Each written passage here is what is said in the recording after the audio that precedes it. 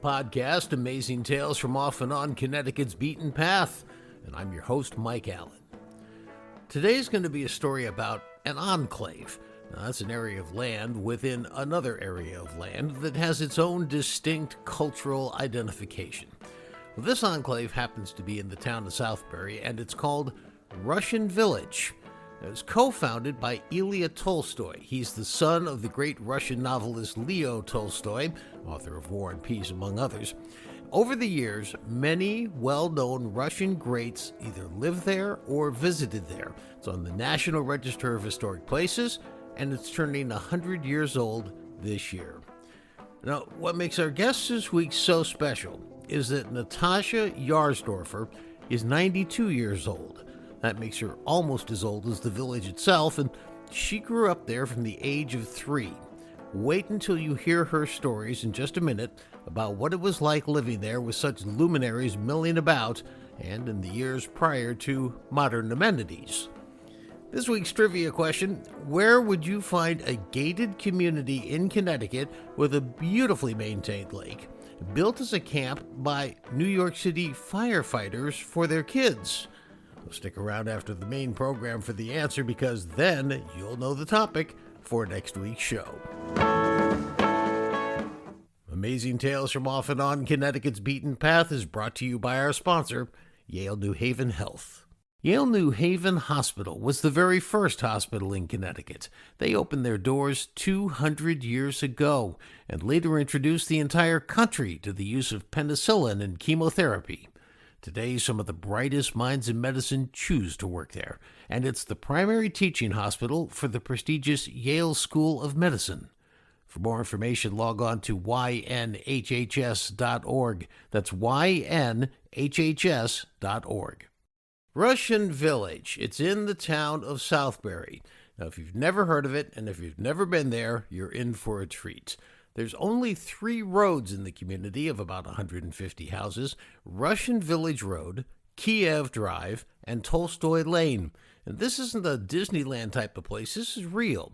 Even the road signs and the entry sign are throwbacks to the artistic look of earlier times in Mother Russia, back when the czars ran the country.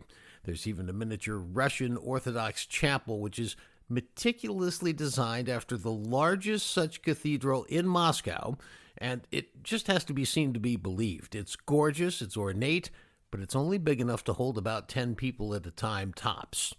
There's also a printing shop on site. It's no longer active, but the printing presses are still inside, just idle. And back in its heyday, it cranked out Russian-language books and works of art by the famous authors who were associated with this artistic community in Russian Village. Russian, by the way, was the language spoken there. Tradition has it that the son of famed Russian author Leo Tolstoy, Ilya Tolstoy, was visiting his editor in Woodbury, and on his way back got out of his car near a stand of white birch trees on the hillside in Southbury overlooking the Pomperaug River.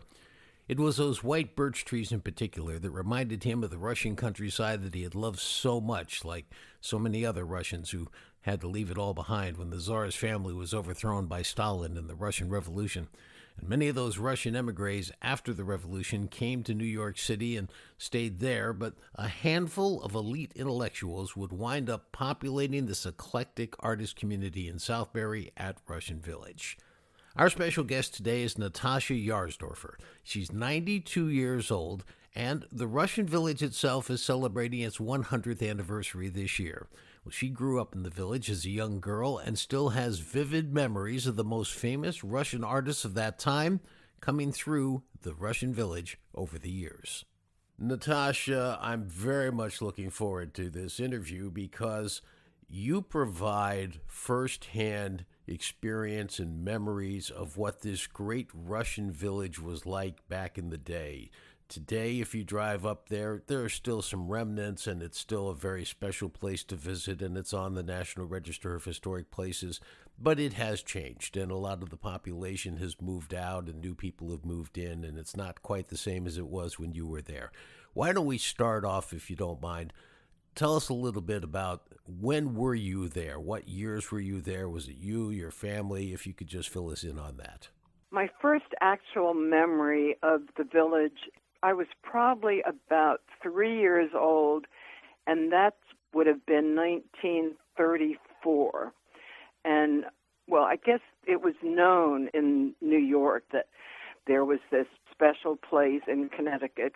In 1938, my parents bought 3.5 acres in the village, which turned out eventually to not even be a road according to Southbury, but it's a road in the village, and the property goes back to the Pomperaug River.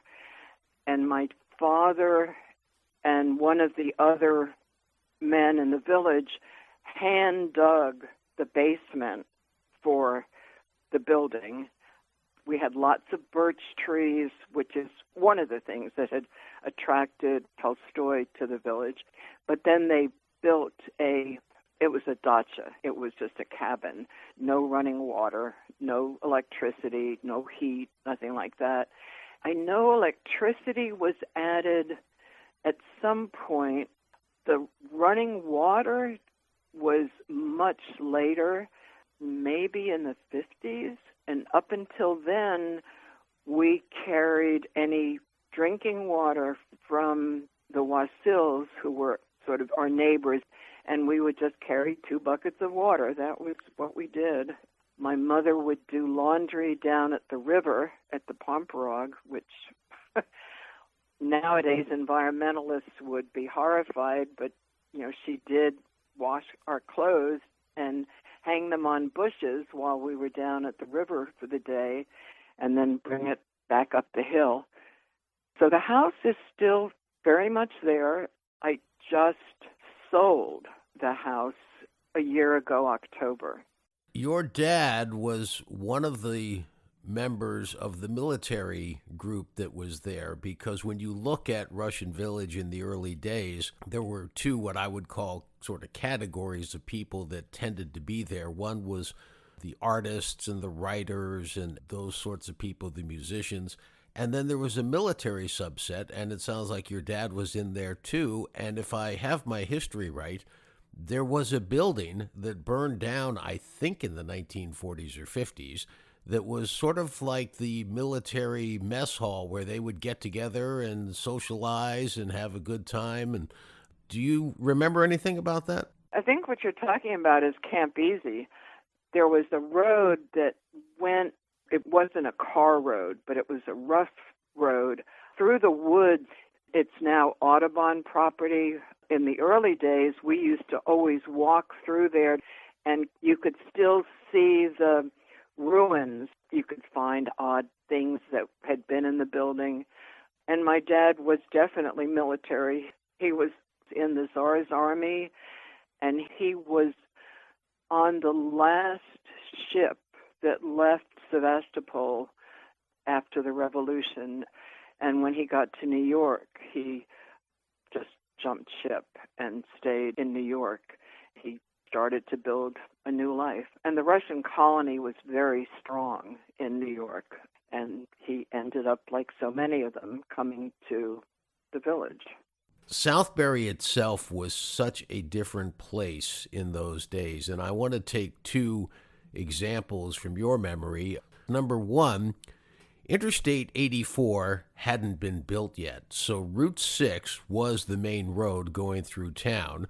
And number 2, there used to be a train line that went from New York to Boston that crisscrossed across Connecticut. It went out of business in, I think, the 1950s, and you can't find any more of the rail line, but in Southbury you can see a bridle trail and whatnot. And when I first got to know you, you told me that as a child you would sit on a rock and wave to the people going by on the train. Could you tell us about that? Well, the original entrance to the village before 84 was built was off of Route 6, and it was just a 2-lane highway, and there was a huge rock. I mean, it was, you really call it a boulder. And I remember as a child sitting on the rock and loving to wave to the engineers on the train, the conductors, and very often they would, wave back to us and see us. there was no obstruction like there is now with the overpass over 84, so you could just see the train tracks. Yeah, it was a very different look back then. The only thing now that's left is the remains of the railroad bridge that crossed the Pomperaug River, and that was where, if you were foolish, you would jump off and into the river. I never got the courage to do that. I'm familiar with that bridge, and I don't think I would have the courage to do that either. Now, the village itself was filled with some eclectic individuals. Leo Tolstoy's son, Ilya Tolstoy, and of course, for those who don't recall, Leo Tolstoy wrote War and Peace, among many other great works. You got to interact with some of these people. In fact, if you don't mind sharing the story, I understand that you may have even witnessed Ilya Tolstoy in the Pomperaug River, perhaps doing some skinny dipping. I think I may have heard that story more than actually remembered it. Skinny dipping was not that unusual. I mean, the fact that maybe someone famous was doing it would make it that way, but that was pretty common in the village. And it was just that, at the end of the day, sometimes the women would take off their bathing suit and take their bath because we had no running water, up at the houses. But I do remember visitors that were quite well known. One of them was Michael Chekhov, who was the nephew of Anton Chekhov. There was a theater in Richfield, and Chekhov ran that theater. One time when Chekhov came, he brought with him an actor named Herd Hatfield, who played in a movie called The Picture of Dorian Gray. And I remember being very impressed meeting a real actor. The Ushakovs had I guess nowadays you'd probably call it like a B&B. They would have people come and stay, and one of the families that came was Rozhankovsky, and he is actually a well-known illustrator and artist. In the Golden Book, Goldilocks and the Three Bears, there's a drawing of a house that is the Ushakov's house that he's drawing there. So those are the people I remember. I do remember meeting Rachmaninoff. Where you lived and where your house was, if I have it right in my head, is not too terribly far from where Ilya Tolstoy's house was in the village. And I'm just wondering, I think you said that the people who have bought the house. Isn't it one of the few remaining houses that hasn't been sort of completely renovated and updated and winterized and is more or less in the shape it was in back in the day? It was a dacha. It was not a house. The dacha tradition, still exists.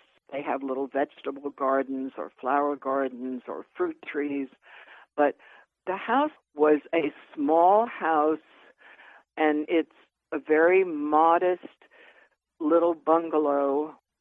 I think the last time I was there, that I remember seeing the house, and it was really just a shell. It was deteriorating, and nature was taking over. That's the part of the village that has changed so much. Years ago, you could walk anywhere in the village, and nobody ever questioned why you were there or where, who you were. And now it's very Americanized in that I wouldn't feel comfortable walking to where Tolstoy's cottage is because it's private property, and you don't do that. Let's talk for a second about the Russian Orthodox chapel. It's almost like it was constructed, first of all, after a very famous cathedral in Russia. And it's almost like they rebuilt it and then shrank it and brought it over and put it in Southbury. Did you ever attend services there? What was that like? I mean, the congregants had to sit outside, correct, in that semicircle area? In the Russian Orthodox Church, you don't sit, you stand. My children, who are now in their 50s and 60s, still remember going to Russian Easter services and having to stand for 2 hours.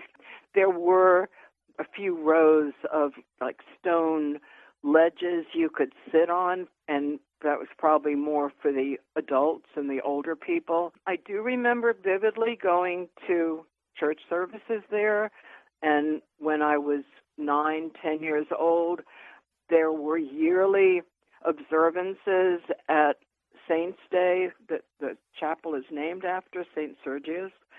And also there was always a July 4th celebration that the community had. Priests usually came from Stratford because, they didn't have their own priests there. But the church in those days was cared for by varying members of the community, and it was always open. So I remember going in.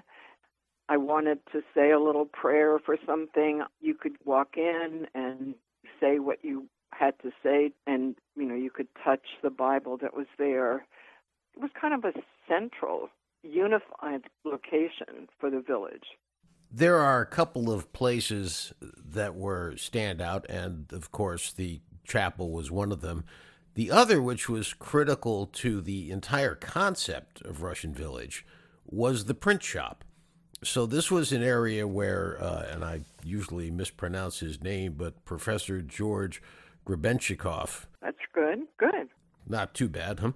As I understand it, he started the print shop in order to make Russian authors who had come over to New York and Southbury, give them an outlet where they could get their works published. Did you ever see that print shop in operation? I did. The original Grebenshchikov house was down on Route 6, and the print shop was on the ground floor in the back of the building.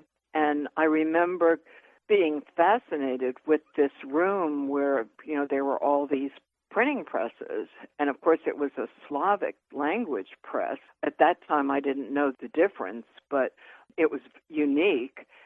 I think he printed different materials for the Russian authors and also his own books that he had written.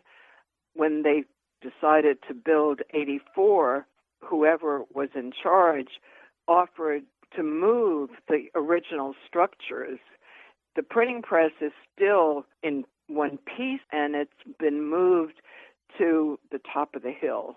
One other famous person who used to go to the village was a benefactor financially at some point, and famously made sure that his helicopters built at the end of the Housatonic River would fly up over the village for test flights and then come back down to the Long Island Sound area. Igor Sikorsky, did you ever meet him? I did, but again, I don't really remember that very vividly because I think it was probably more as I was getting older and I wasn't as interested in the adults. I was more interested in what we as young people were doing. I know he visited quite a few times. Yes, he was well known in the village. What was it like being of Russian descent in a place called Russian Village during the Cold War? Were there uneducated people who thought maybe this was a den of spies or some other equally reprehensible group of Russians? I know what some of the responses were in earlier times when, like, the Grichenkos first moved there back in the late 40s, and when Nina and George went to school in Southbury, there was not an open acceptance of someone who lived in the Russian village. But as far as during the Cold War, I can't answer that because I didn't really experience it. The village itself is celebrating its 100th anniversary this year. Settled in 1923, it's now 2023, and it's on the National Register of Historic Places. Considering your association with the village, how does that make you feel? It's a very unique place, and so having it put into the National Register has preserved it. Sadly, it's not the village that I grew up in. That will never come again. But what's there is preserved and hopefully honored by people like the young woman who bought my mother's house and who remembers growing up there. Even though it wasn't the time I remember, she still considers it very special.